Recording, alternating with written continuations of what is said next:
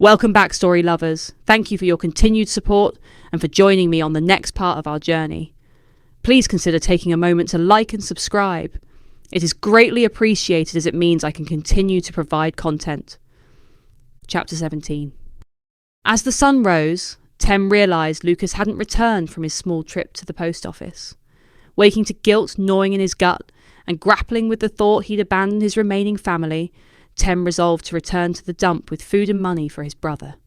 He put on an old raincoat belonging to the previous owner to conceal his rags and wrapped a scarf around his nose and mouth. Emptying the cupboards of food, he packed it all into a canvas bag, which he flung over one shoulder. Tem was not heroic, but was clever, and fearing the hand of authority thumping down on his shoulder, he decided to go underground. He knew of an old sewer abandoned when a new one was built running parallel across the town. Guardedly, Tem emerged from the field onto the menacingly empty street, the border between the rural and the urban buildings and the roadblocks. In the still air, he sensed the shuddering vagueness and uncertainty of all their lives in lockdown. A wall of wealthy Georgian houses reared up on the opposite side of the meadow that just out of sight merged with the dump. Here, money people survived with an imperishable optimism, believing the future would at least wait for them to re-emerge. Further down was a small private fenced park once built for the property owner's exclusive use. Tem headed for the gardens and a public toilet concealed by ornate bushes and made his way to a rusty door at the back. It had been pulled ajar, but bore the signs of forced entry. He tugged at the contorted levered metal, and the barrier scraped and squeaked open. Once inside, he pulled it back into place and hurried down the iron ladder. The undisturbed air was dirty, damp, and cold.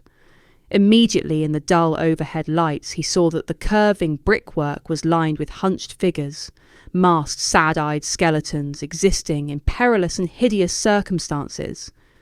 Tem lumbered along the middle, staring at his shoes, listening to the scattering of voices and trying to avoid the water dripping from the roof. Occasionally, he glanced to the sides and saw a trickle of detail. The brooding mass hiding from the world in the tunnel would have once consisted of addicts, but no more. These were sad-eyed families, their bodies limp and hanging low. The men were unshaven, with signs of stress written into their faces and demeanour, silent children suffering from the internal wounds of being locked away, guarded by mothers struggling to validate their existence. A sign read, "Electrician? Can't work. No money for rent, and now no home." These were the jobless, homeless and self-employed who'd slipped through the government's net. Garbled words caught Tem's attention, and he saw an old man talking to an invisible companion. A woman tapped her foot as her head twitched with nervous exhaustion. A disabled man with a mouth twisted in pain stared into the ether, remembering a world which no longer existed. Others flung curses in Tem's direction, suspicious of his motives and his purposeful stride. Tem emerged from the tunnel on the periphery of the dump. Morning steam rose, blurring the images of the shacks emerging from the haze. He trudged through the quicksand garbage, making for the far side where his brother had a tent. Eventually he spotted the home hidden behind a fortification of wood, concrete blocks, tarpaulin and boxes. Tem went up to the faded green canvas and looked through the crack. He caught his brother's eye as he slumped in an old chair. Dara rose and pushed through the gap.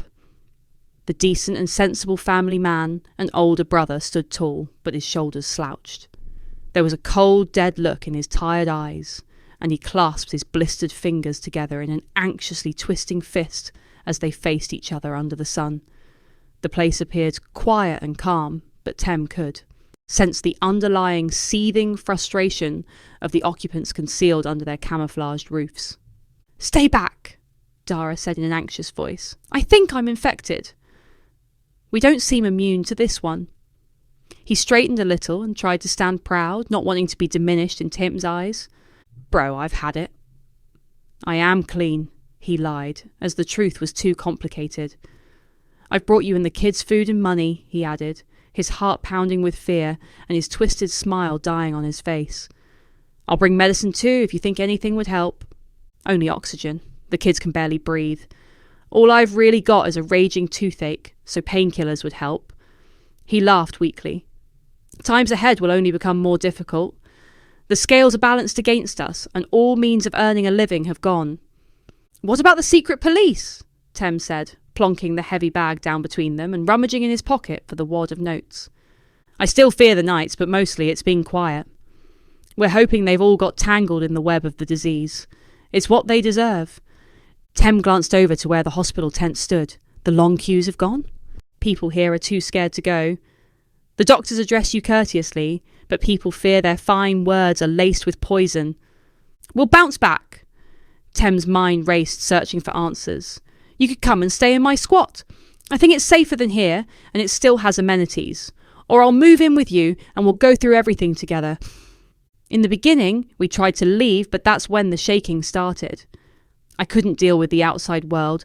I've developed some kind of social phobia. Besides, the kids are too sick to move. Please hang on. Sometimes you've just got to have faith. I will bring you more food. A horrendous blast drowned out his voice, and the ground shook. Tem stood blank and numb with horror. Dara grabbed him and pulled him into the tent. Don't come here again. It's not safe, Dara said emphatically.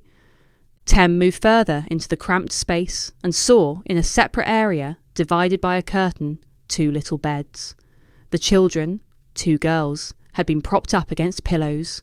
Their wide, glassy eyes stared from fevered faces. Their lips were blue, their breathing laboured, and a purple rash covered any visible skin. What alarmed Tem the most was that each child was clutching a doll. His eyes scanned over. The hairless, white, waxy skin, the sharpened teeth set in a hostile grin, and the sunken, beady eyes.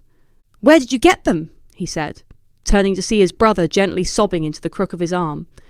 They're the latest craze. All the kids have to have them, he said, dragging his sleeve across his face as he struggled to regain his composure. I found them on the dump. Recently discarded, almost new. They're ugly, but they offer them comfort and they want to be like their friends. Tem's eyes filled with water as he pondered the notion that it was his dolls which were infecting the nation's children. Promise me one thing. You will hang on in and wait for my return. I will bring help, he added, rushing from the tent back out into the light and the smell of smoke. Thank you for your continued support and for joining me for this next episode. Please remember to like and subscribe. You may find my books on all your favourite online stores, such as Amazon and Audible, under EMG Wixley, or follow the links provided. Chapter 17.